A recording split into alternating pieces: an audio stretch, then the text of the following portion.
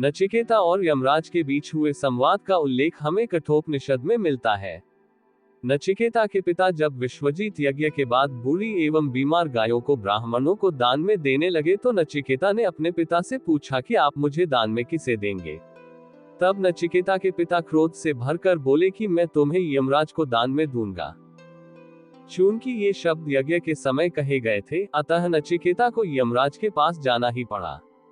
यमराज अपने महल से बाहर थे, इस कारण नचिकेता ने 3 दिन एवं 3 रातों तक यमराज के महल के बाहर प्रतीक्षा की।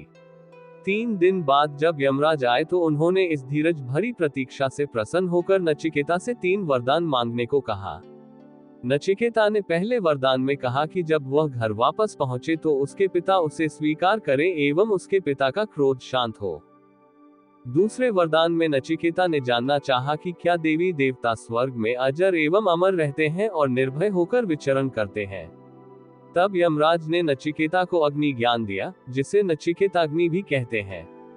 तीसरे वरदान में नचिकेता ने पूछा कि हे यमराज, सुना है कि आत्मा अजर अमर है, मृत्यु एवं जीवन का चक्र चलता रहता है, लेकिन आत्मा न कभी जन्म लेती है और न ही कभी मरती है।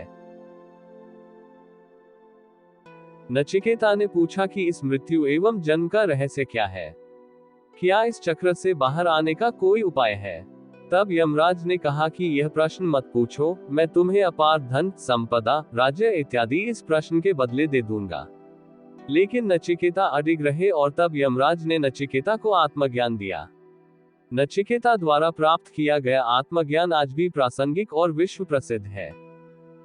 सत्य हमेशा प्रासंगिक ही होता है। यमराज नचिकेता संवाद का वर्णन संक्षिप्त में। नचिकेता प्रश्न, किस तरह शरीर से होता है ब्रह्म का ज्ञान व दर्शन। यमराज उत्तर, मनुष्य शरीर 2 आंख, 2 कान, 2 नाक के छिद्र, 1 मुंह, ब्रह्मरंध्र, नाभि, गुदा और शिशन के रूप में 11 दरवाजों वाले नगर की तरह है, जो ब्रह्म की नगरी ही है। वे मनुष्य के हृदय में रहते हैं। इस रहस्य को समझकर जो मनुष्य ध्यान और चिंतन करता है, उसे किसी प्रकार का दुख नहीं होता है। ऐसा ध्यान और चिंतन करने वाले लोग मृत्यु के बाद जन्म मृत्यु के बंधन से भी मुक्त हो जाते हैं। नचिकेता प्रश्न, क्या आत्मा मरती या मारती है। यमराज उत्तर, जो लोग आत्मा को मारने वाला या मरने वाला मानते हैं, वे असल में आत्मा को नहीं जानते और भटके हुए हैं। उनकी बातों को नजरअंदाज करना चाहिए, क्योंकि आत्मा न मरती है, न किसी को मार सकती है। नचिकेता प्रश्न, कैसे हृदय में माना जाता है परमात्मा का वास। यमराज उत्तर, मनुष्य का हृदय ब्रह्म को पाने का स्थान माना जाता है। यमदेव ने बताया, मनुष्य ही परमात्मा को पाने का अधिकारी माना गया है।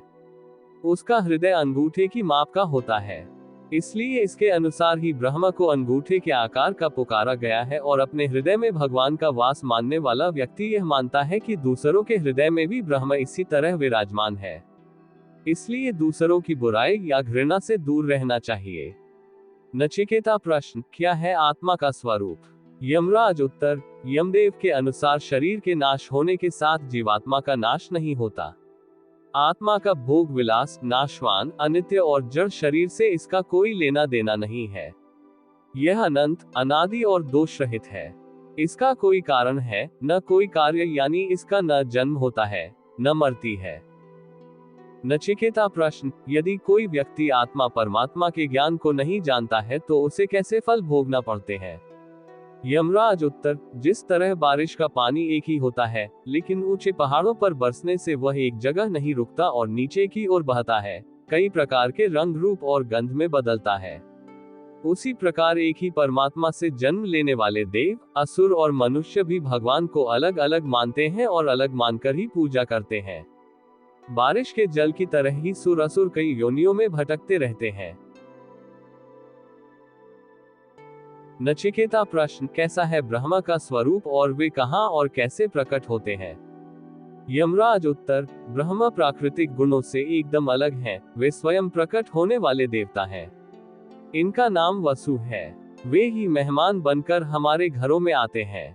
यज्ञ में पवित्र अग्नि और उसमें आहुति देने वाले भी वसु देवता ही होते हैं। इसी तरह सभी मनुष्यों, श्रेष्ठ देवताओं, पितरों, आकाश और सत्य में स्थित होते हैं। जल में मछली हो या शंख, पृथ्वी पर पेड़ पौधे, अंकुर, अनाज, औषधि हो या पर्वतों में नदी, झरने और यज्ञ फल के तौर पर भी ब्रह्म ही प्रकट होते हैं। इस प्रकार ब्रह्म प्रत्यक्ष देव है। नचिकेता प्रश्न, आत्मा निकलने के बाद शरीर में क्या रह जाता है? यमराज उत्तर, जब आत्मा शरीर से निकल जाती है तो उसके साथ प्राण और इंद्रिय ज्ञान भी निकल जाता है। मृत शरीर में क्या बाकी रहता है, यह नजर तो कुछ नहीं आता, लेकिन वह परब्रह्म उस शरीर में रह जाता है, जो हर चेतन और जड़ प्राणी में विद्यमान है। नचिकेता प्रश्न, मृत्यु के बाद आत्मा को क्यों और कौन सी योनियां मिलती है? यमराज उत्तर, यमदेव के अनुसार अच्छे और बुरे कामों और शास्त्र, गुरु, संगति, शिक्षा और व्यापार के माध्यम से देखी सुनी बातों के आधार पर पाप पुण्य होते हैं। इनके आधार पर ही आत्मा मनुष्य या पशु के रूप में नया जन्म प्राप्त करती है। जो लोग बहुत ज्यादा पाप करते हैं, वे मनुष्य और पशुओं के अतिरिक्त अन्य योनियों में जन्म पाते हैं। अन्य योनियां जैसे पेड़ पौध, पहाड़, तिनके आदि। नचिकेता प्रश्न, क्या है आत्मज्ञान और परमात्मा का स्वरूप? यमराज उत्तर, मृत्यु से जुड़े रहस्यों को जानने की शुरुआत बालक नचिकेता ने यमदेव से धर्म अधर्म से संबंध रहित, कार्य कारण रूप प्रकृति, भूत, भविष्य और वर्तमान से परे परमात्म तत्व के बारे में जिज्ञासा कर की। यमदेव ने नचिकेता को ओम को प्रतीक रूप में परब्रह्म का स्वरूप बताया। उन्होंने बताया कि अविनाशी प्रणव यानी ओमकार ही परमात्मा का स्वरूप है। ओमकार ही परमात्मा को पाने के सभी आश्रयों में सबसे सर्वश्रेष्ठ और अंतिम माध्यम है। सारे वेद कई तरह के छंदों व मंत्रों में यही रहस्य बताए गए हैं। जगत में परमात्मा के इस नाम व स्वरूप की शरण लेना ही सबसे बेहतर उपाय है।